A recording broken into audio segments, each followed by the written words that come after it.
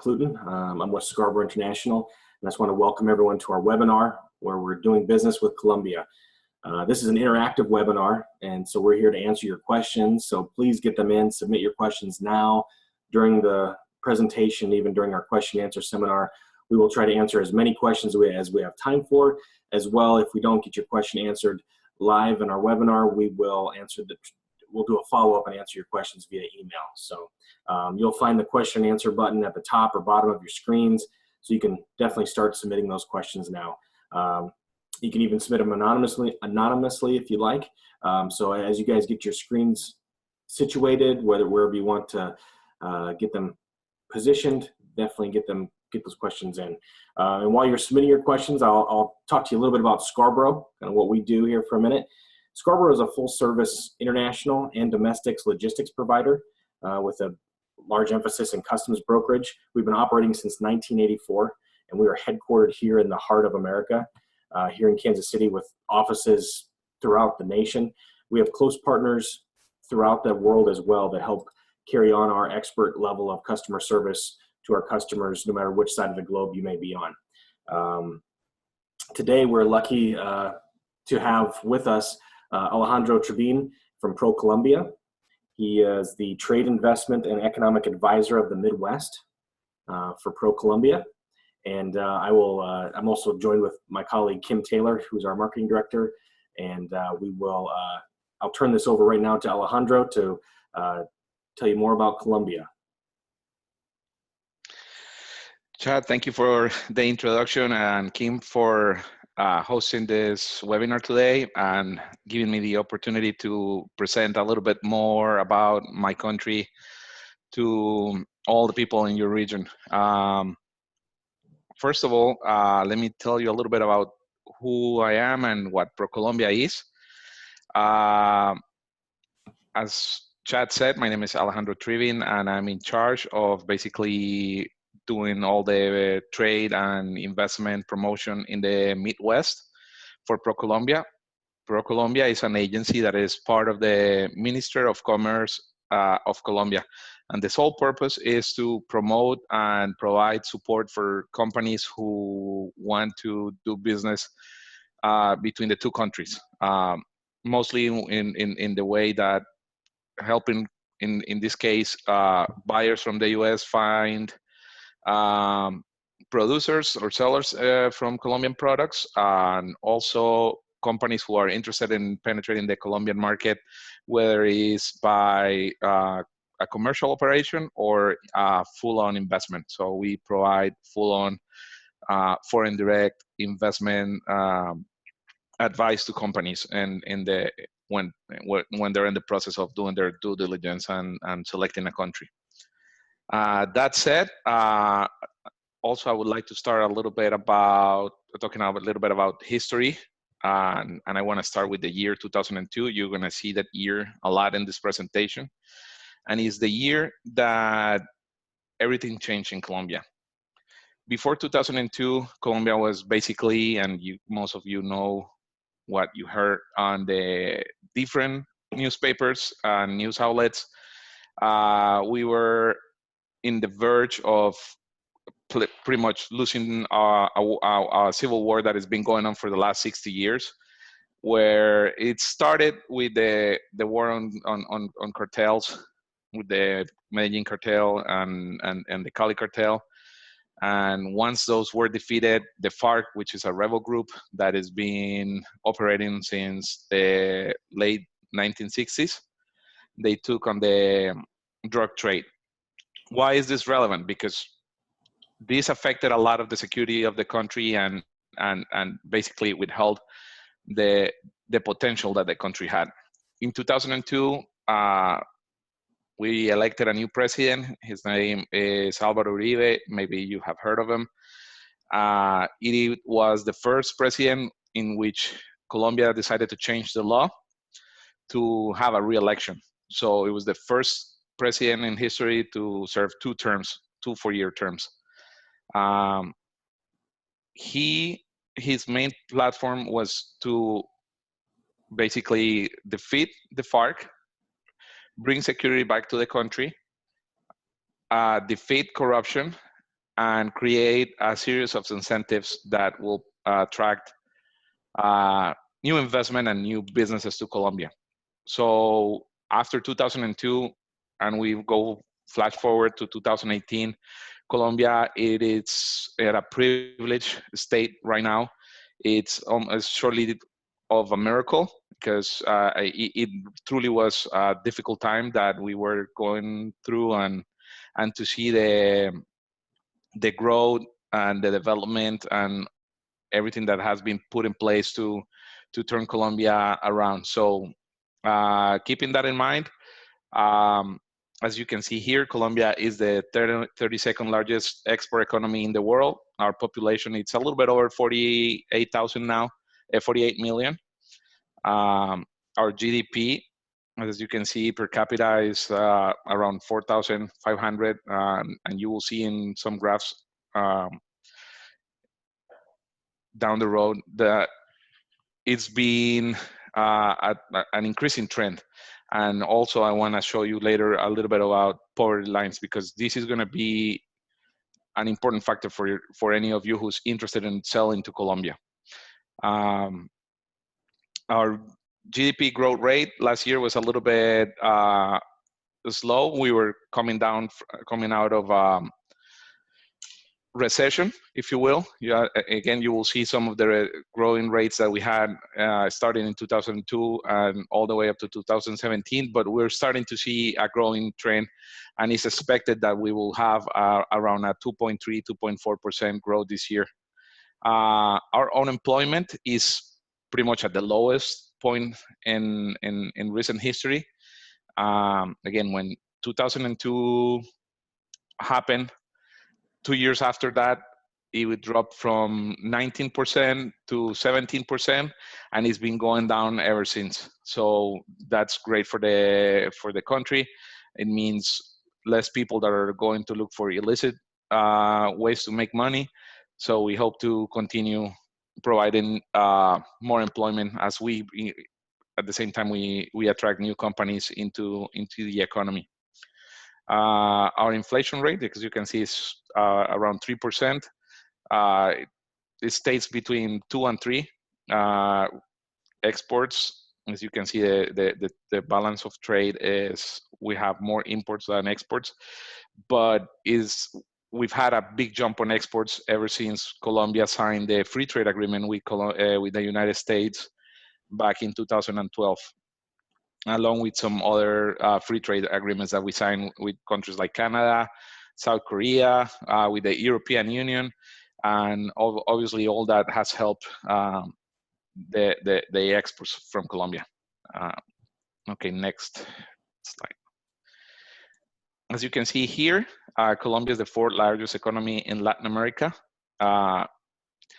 and only behind Brazil, Mexico, and Argentina. We are bigger in terms of Chile in the GDP. Obviously, Chile is a smaller country, which makes it really strong. But I mean, we have come up a long way ever since 2002. We were probably on the around the 7th or 8th place in 2002. Next. Here you can see a little bit of the growth that I was talking about. Our highest point was in 2011, and this is obviously all the momentum that it was built with the different changes that were done to the economy and to security to improve it, and the attraction of new investment into the country. There were a lot of incentives that were put in place, and also Colombia did a big gamble on trying to rejump the tourism industry, which was failed. Like in 2002, we were having a little bit shorter of 500,000 visitors per year, and just last year we had a little bit over 6 million. So that has created a lot of opportunities in that industry as well, and we'll discuss more about them later. Next. And this is where I think that for many of you who are interested in selling products or services to Colombia, or potentially doing any type of investment, you should consider. As I said before, we have a little bit over 48 million people living in Colombia. Back in 2002, you can see the poverty line. It was almost half of the country lived under the poverty line. Now we are at 28%. That's a 21% drop. That means there's a lot of people who have access to buy new stuff, buy new products, hiring new services. So this is, for me, is one of the most important numbers that Colombia has to show, because it obviously has become a viable market for many companies. And not only when you see Colombia as a 48 million inhabitant country, but the potential that it has for the region. One of the great things that Colombia has in place right now is the variety of trade agreements that we have in the region, along with the Pacific Alliance, where we have trade deals with Mexico, Chile, and Peru. And we have agreements also with Argentina and Brazil. So if you see the region as a whole, and you decide to operate out of Colombia to sell to the region, you have a market over 300 million people that you can sell to. So good numbers to keep in mind. Next. Here you can see a little bit of the behavior of our products. You see in the lighter blue are the mining, and traditionally they were the strongest export. Oil, coal, and other minerals. The goal of the government, of the Uribe government, which was passed on into the Santos government, was to strengthen the production and the export of non-mining products. And you have like manufacturing, textiles, food, all those products, and you can see how we had probably our biggest jump during the sign of the free trade agreement, but we've seen a little bit of that decrease, but we're seeing a trend where last year and along with this year, we're going to have higher numbers, and we expect that by this year we'll get back on the 40 million in exports. Next.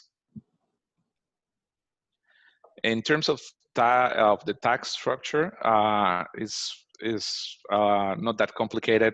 As you can see here, I divided it in 3 types of taxing. The one in the lower part of the screen is the VAT, the value added tax, which is added to every product except those who are of the main, we call it the main family basket. I don't know how to translate it, but like things like milk, eggs, and breads, and things that common people need to buy, they are exempt from the VAT tax. Any other product has it added to the price. It was 16% for 10 years, and it was raised to 19% in 2017. One of the proposals that the new president, who will be sworn in on next August 7, he wants to change this because it has affected tremendously how people spend their money. Obviously, everything became more expensive. So one of the goals he has in mind is to change the entire tax structure to be more benefit for both companies and individuals.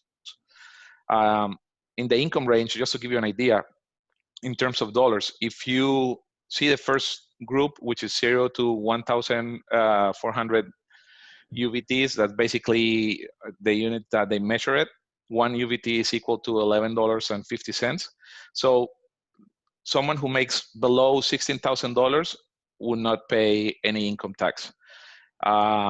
Anyone who makes anywhere from 16 to $19.5 thousand, 19%.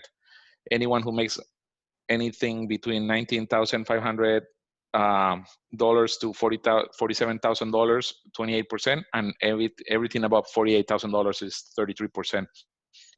And for companies, there's also a flat tax, which is 34%. Although there's certain areas that their companies can benefit by getting incentives to operate out of, for example, what we call the free trade zones. We have over 96 over the country, and it's designed to incentivize companies to install in these industrial parks. I believe you have some in Kansas City for what I discussed with in our past visit in April. But basically, any company who applies and he operates out of a free trade zone, it pays half of that. So it's kind of close to 18%. That would be in the corporate tax rate.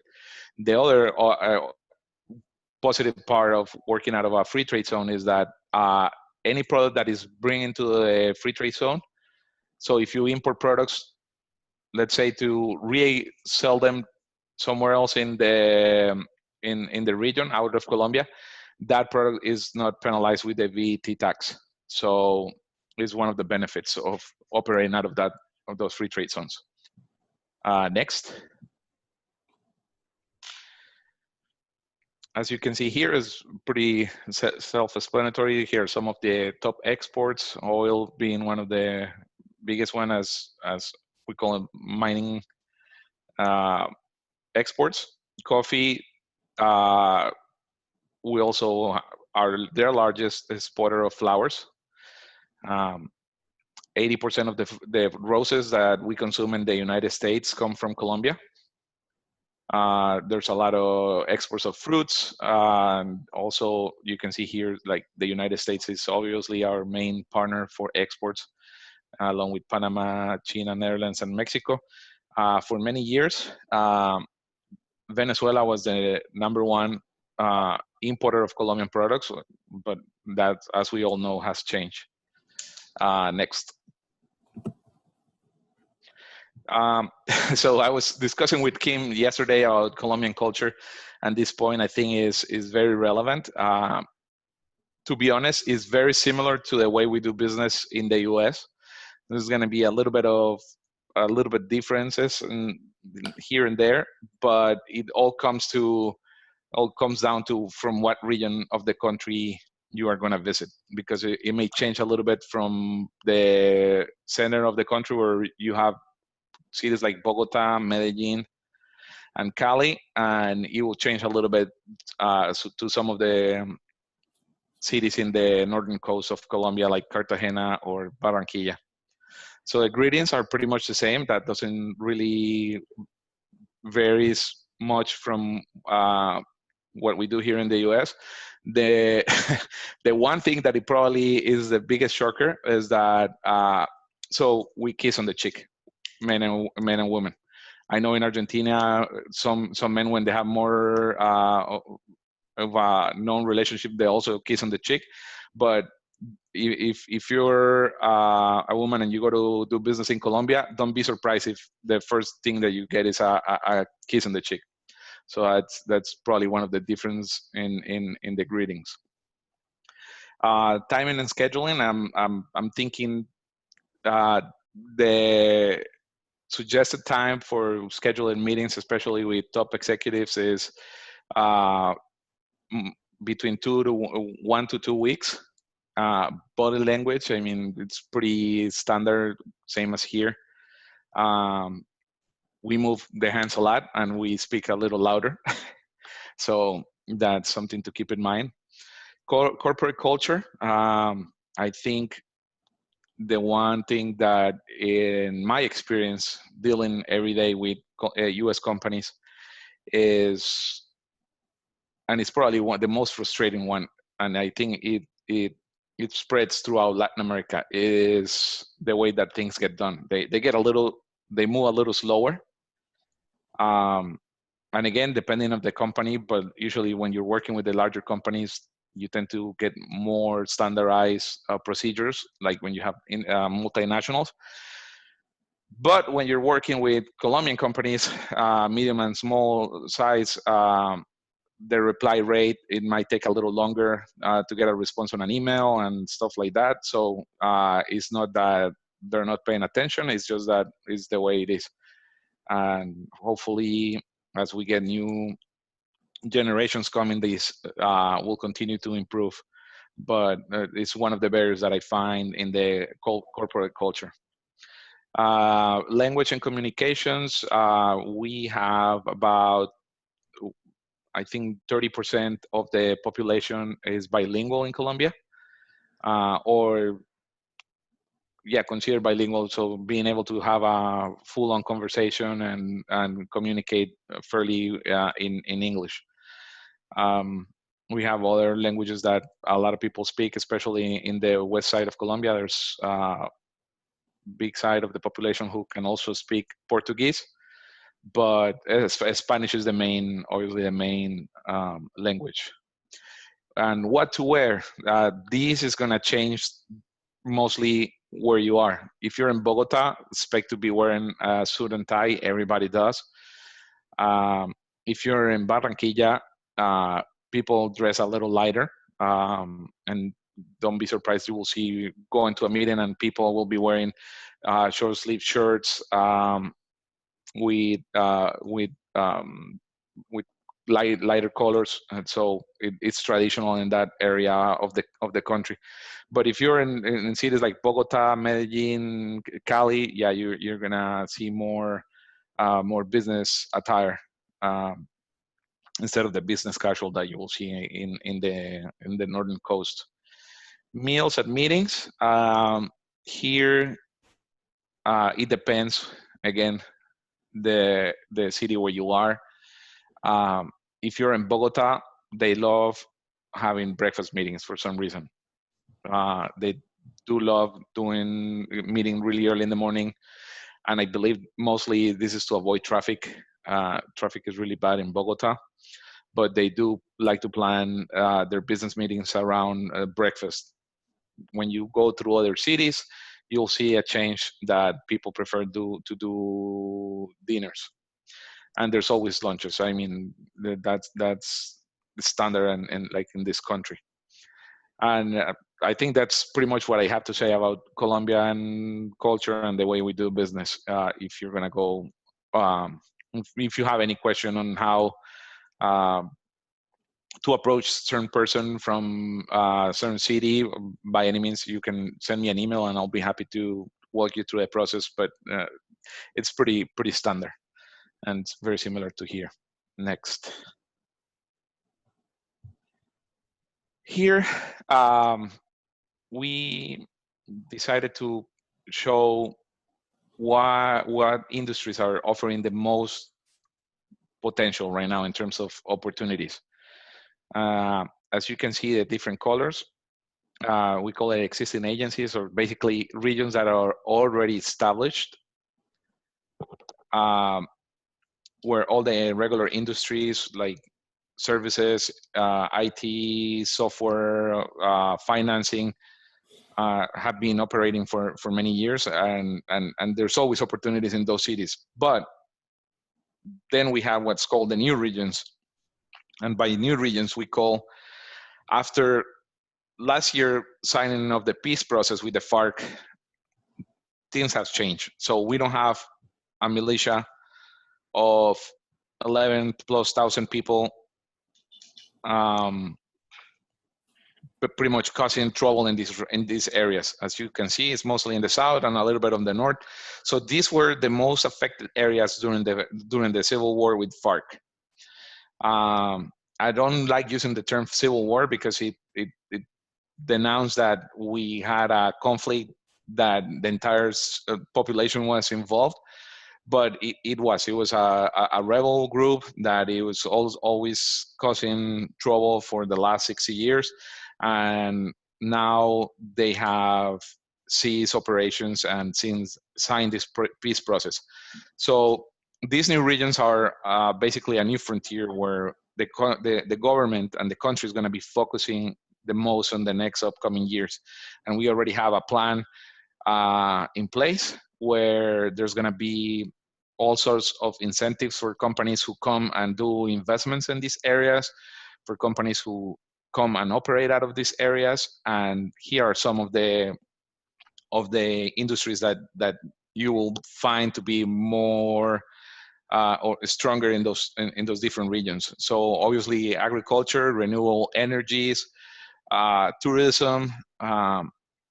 There's a huge trend of ecotourism that has been growing tremendously in Colombia, and it's selling very well in the US. So there's definitely a potential for that. Exotic fruits, and you guys will get this presentation so you can see more in more detail, and any question that you have in any particular sector or industry, I'll be happy to also provide you further information. Next. Again, here are some of the opportunities that I was discussing that the country has placed in order to continue this development of the country. There's been $5.6 billion dollars that have been put into revitalizing or expanding airports. There's another 8.2 billion that will be invested in the next 6 years. So there's a tremendous potential for that, and for engineer companies, and this applies for ports, roads, railroads, and fluvial. There's a lot of investments that have been doing to turn two of our largest rivers into fluvial waterways. Next. Energy, this one, it's tremendously important for us. We have always been known to have a very green energy production, as most of our production, 90% of our production is hydro, but it's very expensive to develop new hydro plants. So some of the micro hydro plants are being put in place, solar are being promoted, wind, and this particularly is for regions of the country that we mentioned, what we call the new regions, the ones that were highlighted on orange, because our areas that don't have the infrastructure to get the most energy available from the grid, from the actual grid. So any company who has the potential to bring solar, wind, or biomass to these regions that is easy to install, that could be potentially portable, there's a lot of potential in that area. Next. Agriculture, I think being a country that is 80% undeveloped, and there's a lot of potential, and you see a lot of companies, a lot of the big companies look into it. We have Cargill and some other the larger agro-industrial companies going into Colombia and seeing a tremendous future after this peace process. I think that I can highlight from here cocoa. It has become one of the strongest plantations right now, and the new one that is like the hot plantation right now is avocados. The reason is last year in October, Colombia finally approved and started admitting has avocados into the US. So there's a huge potential, and as you guys know, the price of avocados is been going up due to the high demand and the fact that pretty much the US has been taking it from either California or Mexico. So the fact that now a new player comes into this product, I think that there's going to be huge potential for the next few years on that specific area. Next. We are very strong in metal manufacturing. People think of Colombia and they usually think, okay, of coffee, flowers, and maybe textiles. We have a very strong textile and clothing industry that has been going on for many years. But very little people know that we are very strong in producing auto parts. We are one of the largest producers of motorcycles and buses in the region, and we are extremely strong in construction materials, particularly in windows. So those are areas of great potential as well. Next. Life sciences is another big gamble that the country decided to invest many years ago, and many incentives were put in place to help companies go down to Colombia and establish research and development projects, and that's what has been going on for the past 8 years. Also recently, as of last year, Colombia has legalized the use and development of derivatives of the cannabis for medicinal purposes, as long as they don't have the HTC, which is the psychoactive component incorporated. So there's a lot of companies who are looking into going into Colombia for doing some research and development, and obviously to export to countries who still accept it, like in Canada and the rest of Latin America. Next. This is another stronghold in Colombia in the service sector with BPO, Shared Services Center. In fact, we are now, after Costa Rica, the second largest market for attracting shared services centers for companies. Also, in terms of software development, there's the city of Medellin, who has become, and this is quoting this is quoting, I forgot his name in this sec, Mark Zuckerberg, who was in Medellin in 2016 for an IT conference, and he quoted that he saw Medellin as the Silicon Valley of Latin America. A lot of companies are moving there. The city is gambling everything they have to promote software development and the development of new technologies. So Colombia has become really strong on this aspect, especially after the signing of the free trade agreement, where a lot of intellectual property is now protected under these new trade law. Next. And also, as I discussed earlier, tourism has become one of the strongest industries. And we were discussing yesterday with Kim about wellness.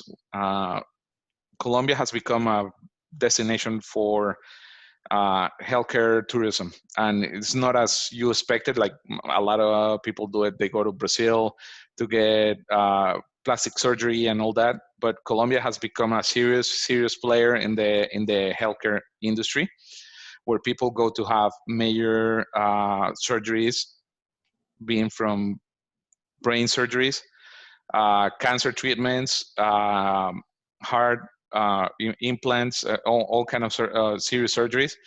A lot of hospitals have been accredited by U.S. insurers, and as one of the efforts and opportunities, I was discussing with Kim yesterday how United Healthcare decided to do a major investment buying a Colombian company that also has operations in Chile. It's called Banmedica, and they own over 6 major hospitals, and they have a group over 800,000 members in the healthcare network. So it's a major step that is going to change the dynamics of how healthcare is done, because healthcare prices, as we all know, in this country, they're so over the top that is becoming very viable to start looking at countries like Colombia, where you can get all the services for a quarter of the prices. Next. And to finish here and complete a little bit more about what we are and what we do, we promote exports of Colombian companies. So we basically help you connect with companies in order for companies to buy from them. We promote tourism. We have a division within our agency that works closely with airlines, with cruise lines, and with tour operators to promote and bring more tourism to the country. We also promote investment, and this is where we help companies establish their operations or do acquisitions in the country or establish a brand new greenfield operation. And we also have we promote the country brand, which is Colombia, and is basically the marketing side of getting the name out and changing the perspective. Because for many years, and to this day, even though it has changed tremendously, Colombia still, Americans still see Colombia as a dangerous place, and is so far from the truth. Obviously, there's always the big cities. If you go to big cities, there's going to be areas where you don't want to be. But I mean, I live in Chicago. There's areas that I don't want to be in Chicago. But part of the strategy of the country brand is basically changing that perception of what Colombia was to what Colombia really is right now. So thank you very much, everyone, for your attention. I apologize we don't have a closed caption to better understand what I'm saying. I know sometimes my accent gets a little heavy, but hopefully I got my point across. And any questions that you have, feel free to send them now, or you can send them by email later. Well, yeah, thank you, Alejandro. I appreciate, and you definitely did not speak with too much of an accent, because I could understand every word, and so it was greatly appreciated what you had to say. So, thank you. We'll talk a little bit about the ocean ports a little bit too. In regard to Colombia, the main ones you guys use are Santa Marta, Cartagena, Barranquilla, Buenaventura, and Puerto Bolivar. Is that correct? Is there any That's other? Correct. Yes. Great. And then as far as the airports, same with Barranquilla has a great airport there, but also Bogota, Cali, Cartagena, Medellin, and Pereira. Yeah, that's correct. These are all international airports, which have currently direct flights from the US, South America, Central America, or Europe in one way or another. Sorry, Barranquilla and Cartagena are located in the northern part of Colombia, and Bogota, Cali, Medellin, and Pereira is like a little cluster in the center of the country. It's almost like a triangle, where most of the economic actions take place in Colombia. So, but I think there's another slide after this. Yeah. Okay, yeah. I think I wanted to talk about this as well.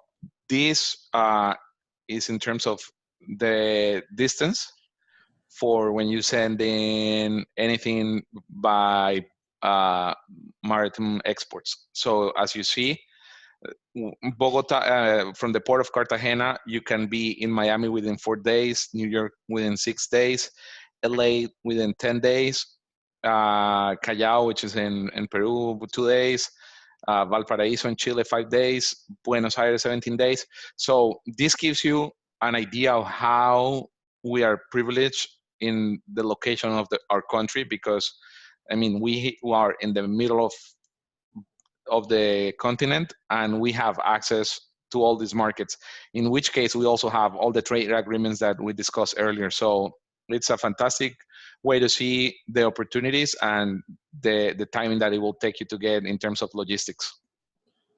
Now, can you, in regard to that, the airport of Cali, spelled C-A-L-I, is there also an ocean port named Cali, C-A-L-L-E?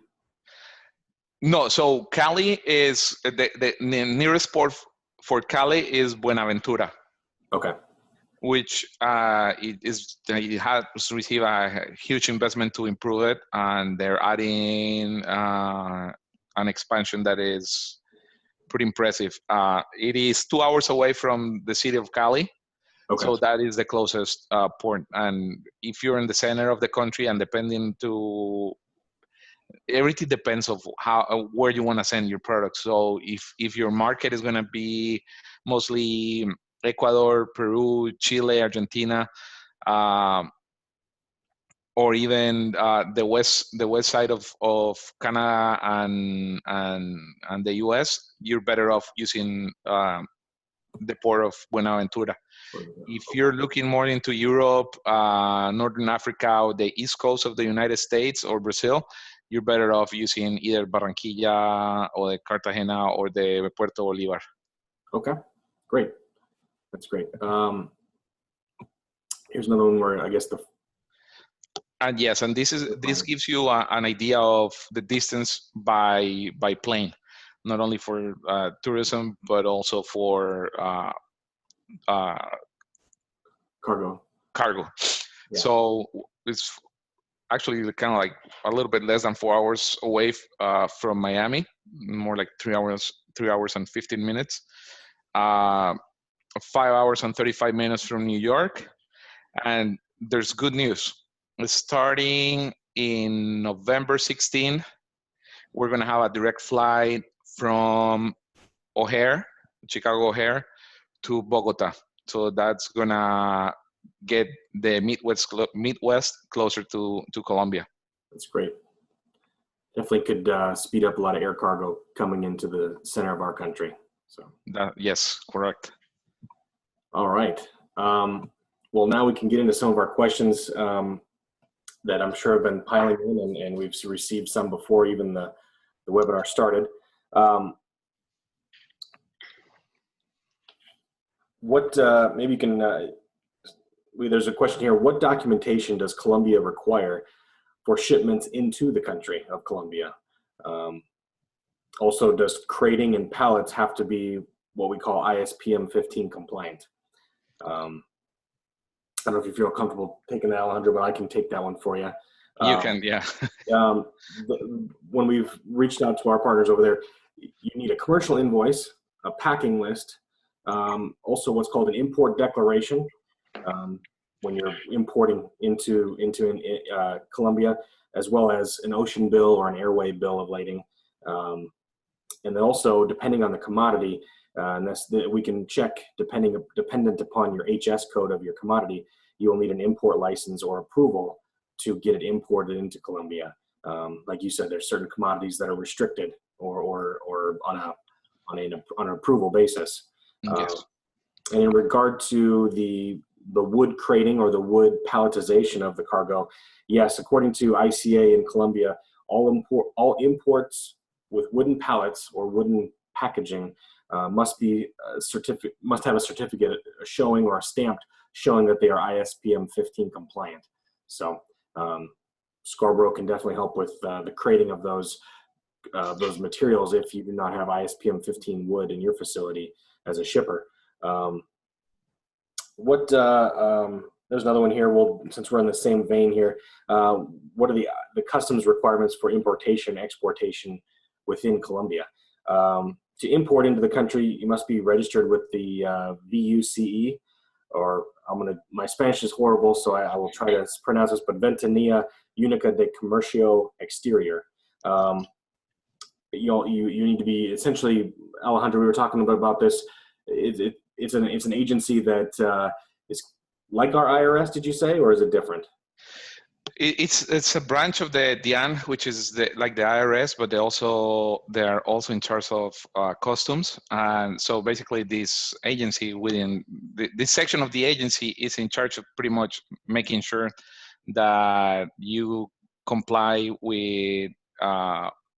You have all the documentation, like you need to be either, if you're going to export, you're incorporated, and there's certain. I mean, there's not many requirements, but once you obtain the certificate, you're good to go. Okay, great. And it also says must get we have a note here that a customer must get the RUT as an importer. Is that their importation number, kind of like an employee identification number in America here? Correct, yes. Okay, so we can, and you said that's a pretty easy process to get both of those. it will take you a couple days to once you apply, and the list of items is not that complicated. I mean, it's gonna vary depending on what you're gonna be importing and exporting. And like if you're gonna be exporting known products like coffee and all that, it's pretty simple. If you're gonna be dealing with chemicals and stuff like that, there's gonna be more requirements. Okay. Yeah. Now, as far as that's for importation. That includes what I said earlier about if you're importing into Colombia, you'll still need your commercial invoice and packing list and your bill of lading. Now, in regards to exporting, or also if you're in regards to importing, if your commodity requires a license, that's also required. In regards to exporting out of Colombia, you must also still be registered with the BUCE that we talked about earlier, just so you can, I'm sure, designate or declare what you're exporting. And you'll still need a commercial invoice, a packing list, a bill of lading or airway bill, as well as any origin certificates that are requested for that particular commodity. So we have a partner in Colombia, that numerous agents that we use in Colombia that can help with those processes of, one, getting you registered, two, getting you an RUT number, as well as any origin certificates that are needed to export out of Colombia or import into Colombia as needed. And to make an export clearance out of Colombia, you still must arrange customs clearance with a Colombian agent down there, and that's our partners are brokers as well down there, so they can help with the importation process of clearing customs or export clearance process as well. Let's see here. What is the best way to bring USA cultural and typical items, cultural items from Colombia to the USA? Well, is that something that can be shipped quite easily? It depends. If it's a cultural item with significance, there's certain items that are restricted from being taken out of the country. If just artisan products made in the country that represent the culture, there's no problem. But if it's an item of significant cultural value, it has to be clear, and you have to obtain a permit from the Minister of Culture. Okay, makes sense. I have another question here, and it's going to be tough to answer via our webinar, but we will send out the link to this question. It says, please indicate what, if and where the Colombian customs tariff schedule is available online.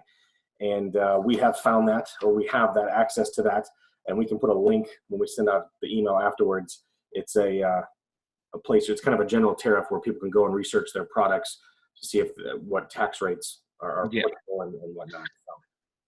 Correct. Yeah, and there's a section that we have that I can send you the link as well. So you can shoot out to all the participants inside our website where you can find some of those tools as well. Okay, great. Speaking of tax rates, we have another one here. Can you cover any, or can you give us information, I guess, on in regard to import tax information? What is the rate for consumer electronics? Do you have that by chance? I do not have and it's going to vary basically where the components are from. So yeah, that's something that has to be researched depending on the tariff code and obviously the components that it has, the origin of the components. Great. Well, we can reach out to the person who answered that or asked that question, and we can get some more information about that particular commodity code. And yeah, because it's a little more complex when it comes to electronics. Because there's not just one tax code or tax amount for all electronics. It varies depending on country of origin, like you're saying? Yes. Okay, great. Speaking of taxes and stuff like that, another thing that comes up is the idea of Incoterms, and can we ship to countries in regard to USA exports? Can we ship to countries with DDP terms? DDP is where duties and taxes are paid by the shipper from the country of origin or country of shipping origin. Can we ship DDP Incoterms to Colombia? Yes. Yes, absolutely. It's allowed. Great. Okay, so that's something our customers, if negotiations require it between them and their buyer, they can definitely ship. We can get them in touch with our agents to provide all the. They would still need to go through the VUCE and get the RUT number to be able to import and pay those duties and taxes. Correct? That's correct. Yeah. Okay, great. That's something we can definitely set up for them. Are there any dollar value restrictions when importing into Colombia? No. Can be No high value shipments. Okay. No, there's no restrictions. That's great. This is kind of a loaded question, but you know, I'm sure that you guys have done a lot since 2002 to minimize corruption and minimize the bad apples in the bunch. But how can we prevent corruption when our products arrive to Colombia ports? Is there a way to safeguard that or to prevent corruption as much as possible? Yeah, I think, I mean, unfortunately, where there's money, there's always going to be corruption. But one thing that I have to say is that even before 2002, I think one of the agencies that has been leading the front on corruption is the DIAN, which is the one that is in charge of revenue collection and customs, and what the government has done to also help this become less of a thing is like changing the regulations and making it easier for the importers and exporters to do these processes. And that's why getting this number is so important, because once you get this number, you will always be identified as an exporter or importer. And the more they start seeing you, the easier it's going to become, if that makes sense. But I think the DIAN and the customs process is being one of the less affected by corruption in this case. And again, that along with some of the implementation of new regulations or deregulations in a way, it has make it easier for companies to proceed in terms of imports or exports. That's great. And kind of a follow-up question that same person has asked, would we have to plan for trips for the people in the ports, or is it kind of a straight, do you have to get to visit the ports prior to shipping, or is it kind of just a straightforward process once your cargo arrives or goes? No, it's a very straightforward process. It's fast. They won't delay your cargo unless there's some red flag that triggers a delay. Other than that, it should clear customs fairly fast and easy. Okay, that's good to know. We have another person asking a question of, they're wanting to kind of know if there's any up-to-date trades or treaties that are happening with Colombia, maybe with, they don't ask this, but maybe between the Colombia and the USA, is there any things that are taking place or being changed? I know you said we signed a FTA, a free trade agreement, in 2012 with the USA. Has there been any amendments to that, or coming up any amendments to that? There's not. One of the assurances that we've got so far by the Trump administration is that, and I know it's being publicly said, that he wants to review some of the free trade agreements that he has with Canada and Mexico and some other countries. But he gave us the assurances that he is not looking forward to go over or change anything with the current treaty that we have with the U.S., considering that we are such an important ally, and the importance for our country to have this in place in order to continue fighting illegal groups and bringing people to do more and benefit more of legal practices. Okay, that's great. And I had some questions as I was taking notes during your presentation, Alejandro. You had mentioned that between the culture, the culture of Colombia, there's a suit and tie usually required when you go to Bogota or Medellin or Cali, more business attire. And if you're Hmm. going to Barranquilla or somewhere more in the middle of the country, it's business casual. I'm sorry, or near the coast is more business casual. Would that That's right. it's almost would that be would you enlighten that to more of like, I know you live in Chicago, but when you visit the Midwest, a little more relaxed versus if you go to like a New York or an LA, sometimes there's a little more business or attire required. Yeah, I think it applies in the US as well. um, Believe me, I used to, when I first moved to Chicago, I used to wear a suit and tie to every meeting. Now I learned that depending on the industry that I'm going to be meeting with, I know that if I'm going to be meeting with someone at the private equity or financing, I should wear a coat and tie. But as we discussed earlier, I've been multiple times to meetings in New York and Washington D.C. Where they also require, like, people always wear suit and ties. And you go to places like Florida, and they definitely use a more relaxed, and it's all related to the weather. They use a more relaxed code. So it is very similar in that way, being Washington D.C. and the capital, and New York City, the financial capital. So that will compare to, let's say, doing business in Bogota and doing business in Medellin, kind of like the same uh, protocols in terms of how you dress. But general in the Midwest, I found that it's very relaxed. And again, I've been to meetings with CEOs of companies who are wearing shorts in the summer. So Well, that's good to know. Speaking of when you mentioned weather there, I know Colombia is not as physically large as the USA, but are there different kind of a two-part question here? Are there different weather patterns, obviously, near the coast via or versus the center of the country? Might be, is it hotter or change in different temperatures? And then also in regard to that, in regard to the possible different weather climates, does a rainy season affect business or transportation differently than maybe a sunny season down there? okay, so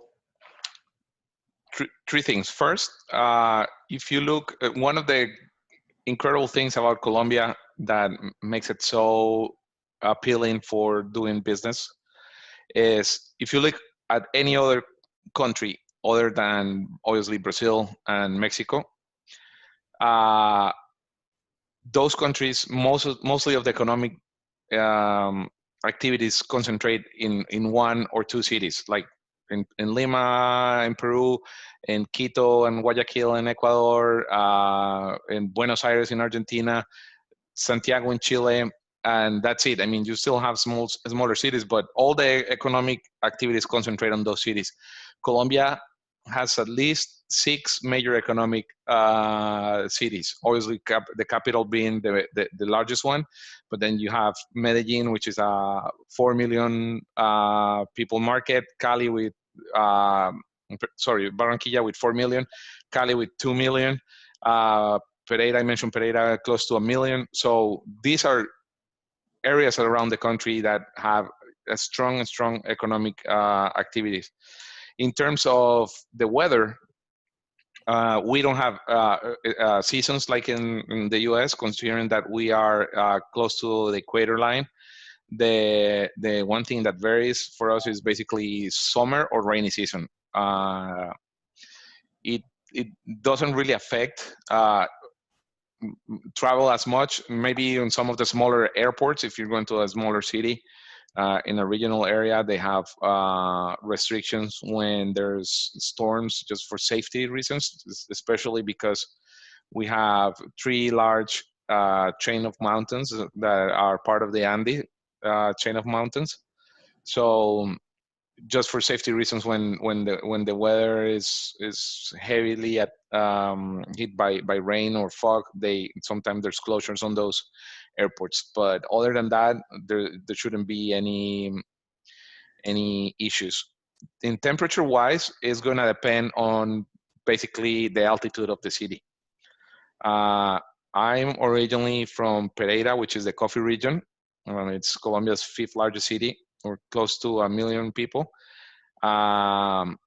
People ask me, what am I doing in Chicago? Because we have 80-degree weather year round. The only thing that changes is we get a little bit of rain towards October and November, and obviously in April and May, and that's it. It's perfect weather year round. So it's gonna depend. Once you go to Bogota, which is a little higher, I mean, it's 8,000 feet. So you're gonna get a little colder. The average temperature in Bogota is 65 during the day and 50 to 55 during the night. And that doesn't change throughout the year. All right. Well, you just need to tell your friends down in Colombia that you can experience 80 degrees almost all year round in Chicago. It might be 80 below zero. So there you go. Well, thank you for we're kind of running close on time. So I want to thank you so much, Alejandro, for your time and for your information. Hopefully it's been informative for our participants and for those that watched us. If there's other questions that pop up for any of our viewers, definitely email us, email Alejandro or ourselves, and we can definitely get you connected with the right people if we don't know. Once again, there's Alejandro's email address as well as our email addresses at Scarborough. We want to thank everyone once again for attending our SCAR-U webinar on doing business with Colombia, and everyone have a great rest of their workday. Thank you. Thank you, Chad. Thank you, Kim, and thank you everybody for your time. Thank you.